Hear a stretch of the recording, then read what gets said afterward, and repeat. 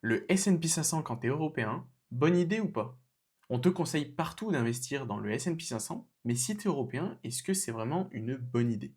Investir sur le S&P 500, c'est miser sur les mastodontes de l'économie américaine, Apple, Amazon, Microsoft, bref, le top.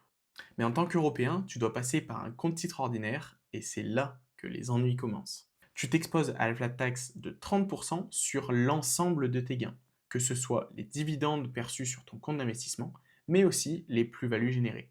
Et pour le compte titre, aucun moyen de faire baisser cette imposition. Mais attends, c'est pas fini. Tu peux contourner ces contraintes en passant par un PEA. Normalement, le PEA, tu dois investir dans des actions européennes. Mais certains ETF ont trouvé une parade, les ETF synthétiques. Ces ETF utilisent un mécanisme appelé swap.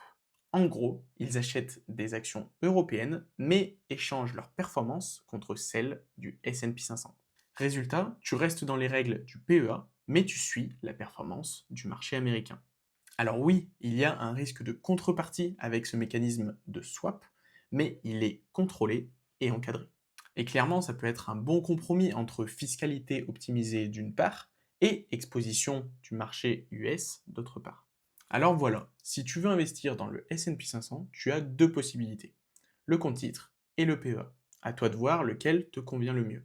Attention, cette vidéo n'est pas un conseil en investissement et investir comporte un risque de perte en capital. Dis-moi ce que t'en penses en commentaire et n'oublie pas, la liberté financière est un voyage et nous sommes là pour le vivre ensemble.